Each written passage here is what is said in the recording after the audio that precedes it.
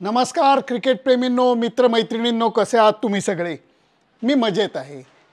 क्रिकेटच्या मोठ्या मोसमाच्या प्रतीक्षेमध्ये आहे. तुम्ही म्हणाला हो लेले, क्रिकेटचा मोसम संपलाय कधी की नवीन मोसमाची तुम्ही गोष्ट करताय? एका अर्थाने तुम्ही म्हणताय ते खरं आहे, कारण आत्ताच्या घडीला अगदी कालपर्यंत भारताच्या मेन्स म्हणजे पुरुष संघाच्या 3 टीम्स बाहेर होत्या. एक टीम दक्षिण आफ्रिकेमध्ये T20च्या मालिकेमध्ये गुंतलेली होती. इंडिया ए टीम ऋतुराज गायकवाडच्या नेतृत्वाखाली ऑस्ट्रेलियामध्ये होती आणि मुख्य भारतीय संघसुद्धा ऑस्ट्रेलियामध्ये जाऊन पोचलेला आहे. त्यामुळे एका अर्थाने 45 टॉप क्लास खेळाडू हे भारताच्या बाहेर होते. त्यामुळे क्रिकेट मोसम हा नव्याने चालू होतोय अशा म्हणण्यामागं उद्देश एवढाच आहे की 22 तारखेला म्हणजे आता एक आठवड्यापेक्षा कमी काळामध्ये भारत विरुद्ध ऑस्ट्रेलिया अशी 5 टेस्ट मॅचची सिरीज चालू होते. त्या अर्थाने फक्त मी नवीन मोसमाची गोष्ट करतोय, परंतु या व्हिडिओमध्ये भारतीय संघाने दक्षिण आफ्रिकेमध्ये काय केलं आणि भारतीय संघाने ऑस्ट्रेलियामध्ये काय करणं अपेक्षित आहे याच्याविषयी मी बोलणार आहे. तेव्हा अजिबात कुठेही जाऊ नका. बघत राहा तुमचा आवडता कार्यक्रम सुनंदनलेले क्रिकेट अँड बियॉन्ड. दरवेळेला आपल्याला असं वाटतं की बाप रे बाप, आता सुनील गावस्कर गेल्यानंतर भारतीय संघाच्या बॅटिंगची जबाबदारी कोण सांभाळणार? पाठोपाठ सचिन तेंडुलकर आला, राहुल द्रविड आला, VVS लक्ष्मण आला, सौरव गांगुली आला, वीरेंद्र सहवाग आले, युवराज सिंग आला, मोहम्मद कैफ आले आणि भारतीय संघाच्या सगळ्या गोष्टी सुरळीतपणे पार पडल्या. सचिन तेंडुलकर जेव्हा निवृत्त होत होता तेव्हा वाटलं बाप रे बाप, आता सचिनसारखा महान खेळाडू जाणार, निवृत्त होणार, भारतीय संघाचं काय होणार? आणि त्यावेळेला आपण सगळ्यांनी पाहिलं की विराट कोहलीनी कसे गिअर बदलले आणि तो एक महान फलंदाज कसा काय बनला. त्याला बाकीच्या खेळाडूंनी, ज्याच्यामध्ये चेतेश्वर पुजारा, अजिंक्य रहाणेचं मी नक्की नाव घेईन, त्यांनी काय करामत करून दाखवली. आत्ताच्या घडीला भारतीय संघ अशाच एका ट्रान्झिशनच्या तोंडावरती आहे. T20 वर्ल्ड कप आपण वेस्ट इंडिजमध्ये आणि अमेरिकेमध्ये जिंकला आणि त्याच्यानंतर वाटलं होतं बापरे, आता विराट कोहली, रोहित शर्मा, रवींद्र जडेजा हे निवृत्त झाले, भारतीय T20 संघाचं काय होणार? आपण बघितलं दक्षिण आफ्रिकेमध्ये काय झालं, आपण बघितलं. हे म्हणत असताना 3-1 अशी मालिकातल्या विजयाचे जे काही धुंदी आहे ती अचाट होती, कारण भारतीय संघाने सूर्यकुमार यादवच्या नेतृत्वाखाली अचाट कामगिरी करून दाखवली. हे म्हणत असताना मी फार कौतुकाचं गुणगान करणार नाही. त्याचं कारण असं आहे की दक्षिण आफ्रिकासुद्धा योजनाबद्ध पद्धतीने क्रिकेटचं आयोजन करते. त्यांच्या आता अत्यंत महत्त्वाच्या टेस्ट मॅचेस होणार आहेत. ज्या टेस्ट मॅचेस जिंकल्या तर त्यांच्यासाठी वर्ल्ड टेस्ट चॅम्पियनशिप फायनलचा दरवाजा उघडणार आहे. त्यामुळे त्यांनी कंगिसो रबाडा म्हणा किंवा इतर महत्त्वाचे बॉलर्स यांना थोडीशी विश्रांती दिली होती. तरीही मी तुम्हाला सांगतो, दक्षिण आफ्रिकेची बॉलिंग कमजोर होती असं मी अजिबात म्हणणार नाही. एकीकडे केशव महाराज होता तर दुसरीकडे जेराल्ड कोटझी बरोबर असंख्य नवीन जे फास्ट बॉलर होते त्यांनी जान लावलेली होती. आणि अशा वेळेला भारतीय संघाने जी काही बॅटिंग केली आहे, आहा क्या बात आहे.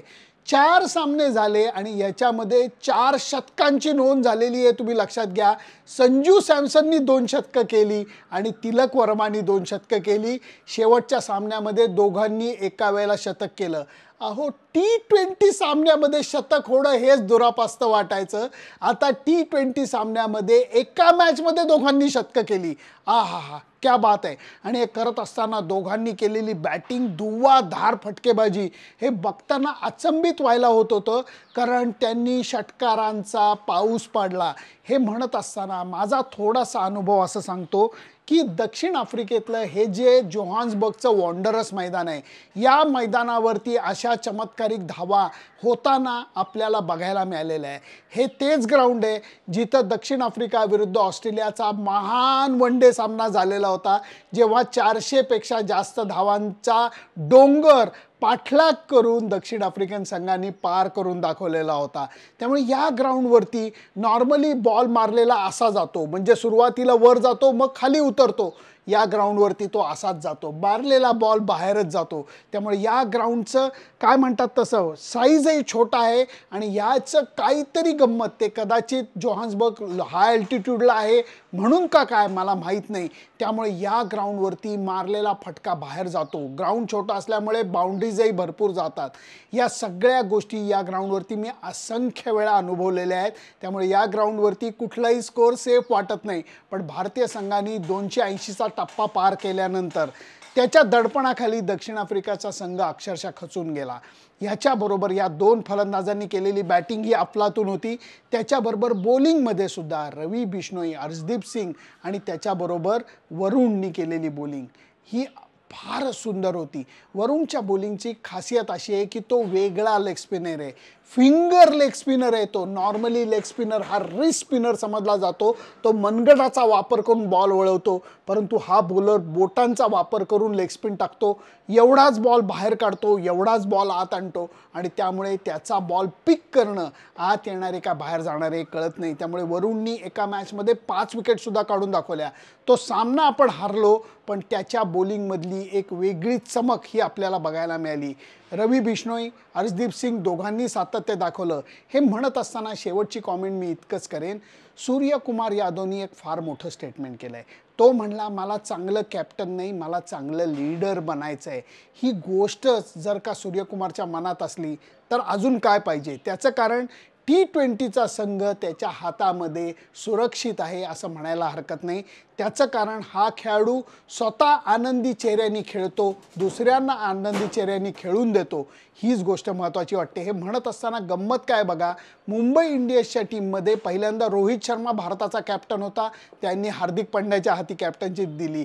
आता भारताचा T20चा कॅप्टन सूर्यकुमार यादव आहे, तरी मुंबई इंडियन्सची कॅप्टनशिप ही हार्दिक पंड्याच्या हातातच राहणार आहे. काय क्रिकेटचा करिश्मा आहे बघा. आणि हे लोक काय विचार करतात मला तरी कळत नाही. भारताच्या दृष्टीने ही चांगली गोष्ट आहे की सूर्यकुमार यादव बॅट्समन म्हणून खेळेल, त्याचं डोकं फ्री असेल आणि तो पुढच्या वर्षी म्हणजे 2026 साली भारतामध्ये होणाऱ्या T20 वर्ल्ड कपच्या संघ बांधणीच्या दृष्टीने शांतपणे विचार करू शकेल. हा त्याचा फायदा आहे. आता भारत विरुद्ध ऑस्ट्रेलियाविषयी थोडंसं बोलतो, जास्त बोलणार नाही आहे. त्याचं कारण तुम्हाला सांगतो. आता ह्याच्यानंतर अव्याहतपणे मी भारत विरुद्ध ऑस्ट्रेलियाविषयीचेच ब्लॉग करणार आहे. 22 तारीख जशी जवळ येईल, मी तुम्हाला अगोदरच एक स्पष्ट सांगतो, माझ्या घरी एक कार्य आहे आणि त्यामुळे मी पहिल्या 3 टेस्ट मॅचेस कव्हर करू शकणार नाही आहे. मी रिपोर्ट तुम्हाला देत राहणार आहे, पण ते रिपोर्टिंग हे डिफर्ड लाईव्ह असेल, कारण मी मैदानावरनं तुम्हाला ह्यावेळचं रिपोर्टिंग पहिल्या 3 टेस्ट मॅचचं देऊ शकणार नाही आहे. शेवटच्या 2 टेस्ट मॅचला मेलबर्नची बॉक्सिंग डे, सिडनीची न्यू इयर टेस्ट ही मी प्रत्यक्ष मैदानावरनं तुमच्यासाठी कव्हर करणार आहे, परंतु रिपोर्टिंग हे अव्याहत चालू ठेवणार आहे. याच्यामध्ये एकच गोष्ट लक्षात ठेवायला पाहिजे, भारतीय संघाने गेल्या काही दिवसामध्ये आपला तोल गमावलेला आहे. आता त्यांची लढत ऑस्ट्रेलिया विरुद्ध आहे. मान्य आहे की थोडा काळ मध्ये गेलेला आहे, भारतीय संघाला विश्रांती पुरेशी मिळालेली आहे, पण दुसऱ्या बाजूला ऑस्ट्रेलियन संघ हा जास्त ताजातवाना आहे. मिचेल स्टार्क, जोश हेझलवूड, पॅट कमिन्स आणि नेथन लिओन हे शांतपणे तयारी करून विश्रांती घेऊन ताजेतवाने सुसज्ज होऊन बसलेत भारतीय संघावरती आक्रमण करायला. आणि ही गोष्ट म्हणत असताना अजून एक गोष्ट माझ्या लक्षात येते, स्टीव्ह स्मिथ बरोबर हे 4 फास्ट बॉलर, पॅट कमिन्स अजून नक्कीच काही काळ खेळेल, परंतु Josh Hazlewood, Mitchell Starc, Nathan Lyon हे अजून प्रचंड काळ क्रिकेट खेळतील असं मला वाटत नाही. भारत विरुद्ध ऑस्ट्रेलिया सिरीजमध्ये हे खेळाडू शेवटचे खेळताना दिसेल आणि स्टीव्ह स्मिथसुद्धा शेवटचं खेळताना दिसेल. विराट कोहली, रोहित शर्मा, अश्विन हे सुद्धा शेवटच्या बॉर्डर गावस्कर ट्रॉफीमध्ये खेळताना दिसतील असा माझा अंदाज आहे. अर्थात क्रिकेटमध्ये काही होऊ शकतं, कोण खेळाडू कधी चमकेल, कोण खेळाडू कधी खाली जाईल हे सांगता येत नाही, परंतु यावेळची ही परीक्षा भारत विरुद्ध ऑस्ट्रेलियाची भारताकरता प्रचंड अवघड पेपर आहे. हे गोष्ट सांगायला कुठल्याही पत्रकाराची किंवा भविष्यकर्त्याची गरज नाही.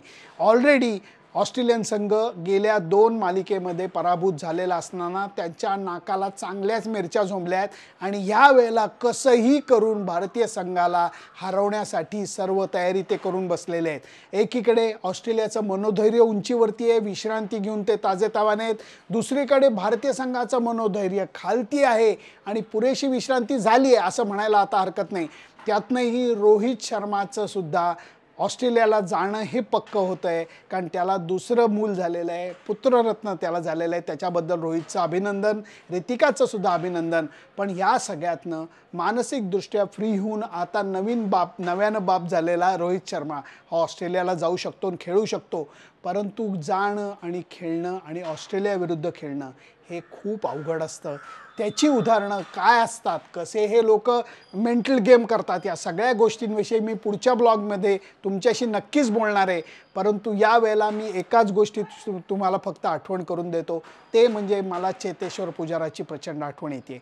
त्याचं कारण असं आहे, गेल्या 2 मालिकेमध्ये भारतीय संघाने जे विजय मिळवलेले आहेत, एक छोटंसं स्टॅट्स पण तुम्हाला सांगतो। 1947 सालापासून भारतीय संघ ऑस्ट्रेलिया संघाच्या विरुद्ध खेळतोय, दौरा करतोय।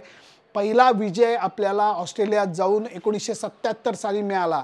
मला आकडेवारी पटापट सांगता येत नाही, मी त्याच्या चॅम्पियन नाही, परंतु एकूण मिळून आपण 10 पेक्षा कमी कसोटी सामने ऑस्ट्रेलियामध्ये जिंकलेत, हे विसरायला नको।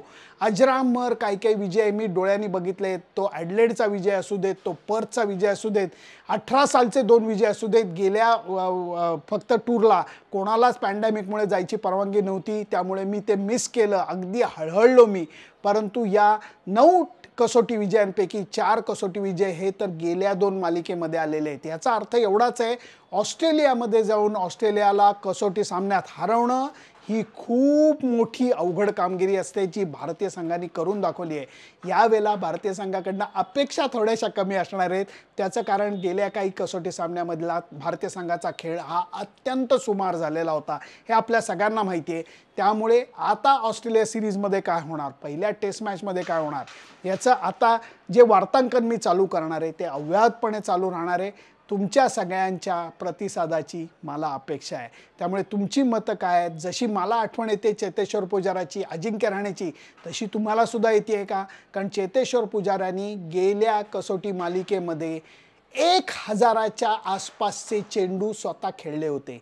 ऑस्ट्रेलियन टीम 4च बॉलर्सनी खेळलेली होती आणि त्या सगळ्यांना चेतेश्वर पुजारांनी दमवून टाकलेलं होतं। यावेळेला ह्याबद्दल अशी कामगिरी कोण करणार, त्याच्याबद्दल पुढच्या ब्लॉगमध्ये आपण नक्की बोलूया। ह्या ब्लॉगमध्ये मी मांडलेली मतं तुम्हाला कशी वाटली हे नक्की सांगा, तुमचे अभिप्राय नक्की कळवा, ज्याची मला प्रतीक्षा असेल। Bye bye.